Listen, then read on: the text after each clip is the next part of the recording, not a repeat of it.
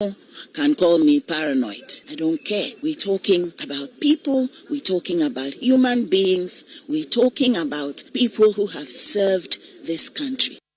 He doesn't decide for me what I need to do and what I do not need to do. It's as simple as that. I don't have time for things like that. People like that are not important to me or to my life. It's a disturbance.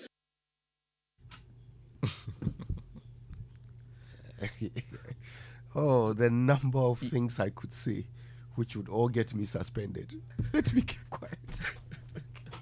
But the former Chief Justice making it quite clear that she will not allow her agenda to be set for her. Exactly. This ongoing debate about whether opting out is the same as being exempted, she clearly is not swayed by those who think it's the same thing. She believes that there is still something to be fighting for. But government says they've hit their target. And Kojo, for me, I am worried because look at these pensioners, senior citizens. Each and every day they go to the Ministry of Finance to picket. Can't the Ministry of Finance tell them something? Imagine this. These people were your grandparents, seeing them every morning, picket at your premises. What sort of assurance are you giving them? Tell them something. Well, they've told them something. They said, and it's not sinking down well with them. Well, it isn't. Anyway, I'm sure you have loads and loads of news in related matters. Let's get to it. First, let's be grateful for the 6 a.m. news, which was brought to us by Total Energies. Total, we go the extra mile for you. Absa Bank Ghana Limited, helping you find a way to get things done. And Millennium Insurance, your trustworthy partner. You guys have to forgive my voice. A bit of a chest situation going on. Very sorry about that. The Joy Business Report comes up now, brought to you by Glyco Life Travel Insurance.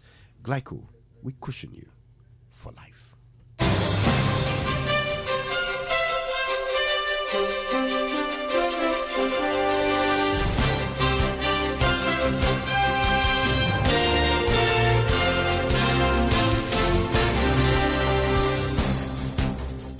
Lovely morning, everyone. Warm welcome to the Joy Business Report. Coming up, ratings agency Fitch downgrades Ghana creditworthiness to further junk status due to recent default in bonds payments and the debt exchange program. Also, 14 billion cedis worth of eligible bondholders did not participate in the domestic debt exchange program after Finance Ministry pegged subscription rate at 85% in final result. Also in this bulletin, prices of petrol and diesel expected to go down between 7 and 11% from tomorrow. These and many others shortly.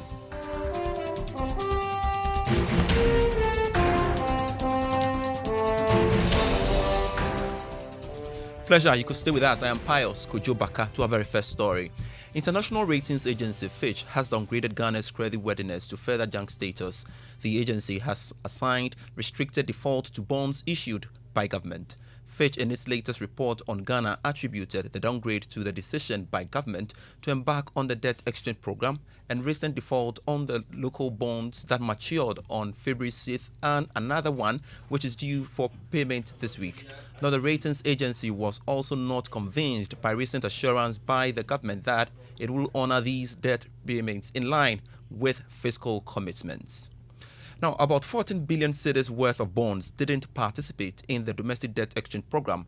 That's the projection one will make after going through the official results of the debt exchange released by the Finance Ministry. There is more in this report. The results show that the initial amount of 137 billion Ghana cedis worth of bonds that should have been available for the offer was reduced to 97 billion Ghana cedis. This should mean that about 40 billion Ghana cedis worth of bonds was set aside. But can this be linked to the total amount of pension funds and other stakeholders that was set aside before the revised debt exchange program took off? Or maybe some clarity is needed here. Well, getting back to the official results provided by the Ministry of Finance, it shows that 97 billion Ghana cedis worth of bonds were available for participation in the domestic debt exchange program. Now, out of this amount, 83 billion Ghana cedis or bonds participated in this exchange program. But trying to reconcile the numbers, there are still some answers or clarity needed. Therefore, maybe the Ministry of Finance might have to come again on some of these issues. The statement issued by the Ministry of Finance also announced that it has extended the settlement date from February 14 to February 21, 2023. Government in the statement also noted that it is looking into a fresh request from some other stakeholders who didn't participate in this offer for another arrangement for their bonds. George Yafe with that report there. Now, expect prices of petrol and diesel to go down between 7 and 11% from tomorrow, February 16. That's according to the Institute for Energy Security. This is as a result of a fall in the prices of the commodities on the world market and a slight gain in the value of the cedi during the last 2.5 weeks. However, the price of liquefied petroleum gas will go up. Here's Nanam Wisi, the 7th Executive Director of the Institute. Consumers of particularly gasoline and gas oil can expect to buy these commodities at lower rates in the coming days. This is as a result of positive indications from the domestic foreign exchange market as well as the international fuel market. Over the last 2 weeks, as monitored by the Institute for Energy Security, gasoline and gas oil price has dropped by roughly 1.6% and 9.6% respectively in the last 2 weeks. Also, the cedi has appreciated by roughly 1% over the period monitored. And so these two fundamentals, being foreign exchange rates as well as international fuel prices, gives positive indications for consumers. Nanam Wisi, the 7th, is the Executive Director of the Institute for Energy Security, speaking there. Talking about the commodities, crude oil dropped marginally to $84 a barrel from yesterday. Gold is also selling at $1,846 an ounce after falling by almost $8. Cocoa, however, went up by $2 to open trading at $2,659 an ounce. A reminder, you're still listening to the Joy Business Report with me, Pius Kojo Backah. Now, the Minister for Public Enterprises, Joseph Kojo, has ruled out any plans to cut down on expenditure allocation to state companies in an attempt to control financial improprieties. He argues that it will rather be prudent to check procurement processes by introducing technology in the operations of state companies to block revenue leakages. Speaking to Joy Business after President Akufo-Addo gave a directive for activities of state companies to be monitored to reduce corrupt act, Mr. Kojo said his outfit will use technology to control financial irregularities. So we are thinking about cost cutting, but applicable to where technology can be deployed, where procurement processes can be followed and deliver competitive pricing for government services, and so on. Okay. Those are the angle. Minister for Public Enterprises, Joseph Kojo. The Cybersecurity Authority has announced the commencement of the process of licensing cybersecurity service providers, accreditation of cybersecurity establishments, and cybersecurity professionals. This is in pursuant to the Cybersecurity Act 2020, which mandates the authority to regulate the space. The licensing and accreditation regime will take effect from March 1 this year and will apply to existing and new service providers. Director General of the authority, Dr. Albert Entwibu-Isiaku, explains that this is a new era for the sector players and the protection of Ghana's cyberspace.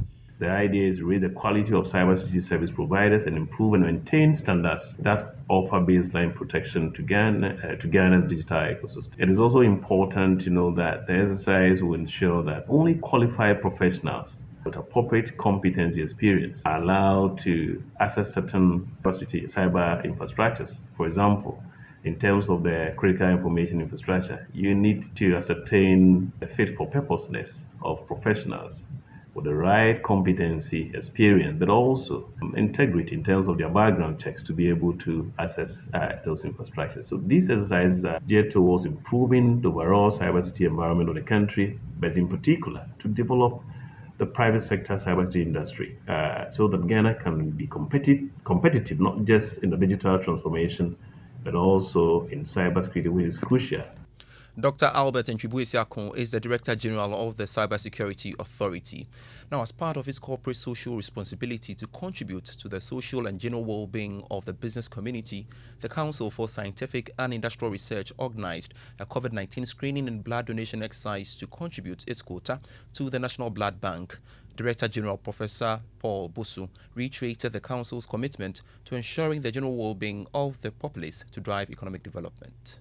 The Research Staff Association of CSIR decided that they will undertake blood donation exercise to take blood to support our blood banks. CSIR staff, students from Labone Secondary School and other people to help donate blood, because we heard the statistics of the National Blood Bank. It's not good. It's not too good that something that we can support. The 30+ million Ghanaians can all support, but unfortunately, it is not the case. And so this is the little effort that CSIR would want to contribute to the National Blood Bank. Now, even with the best economic policy and right market or product, some entrepreneurs fail to succeed. They may have brilliant ideas but fail because they lack guidance. Today on the Joy Business Van, we meet Kojo Adams, founder of Clay Group, which is providing support for SMEs and startups to scale up their businesses. Exactly how? Kojo tells us in this week's episode. Hello Joy Business Van. My name is Kojo Adams, founder and CEO of Clay Group, and welcome to our home.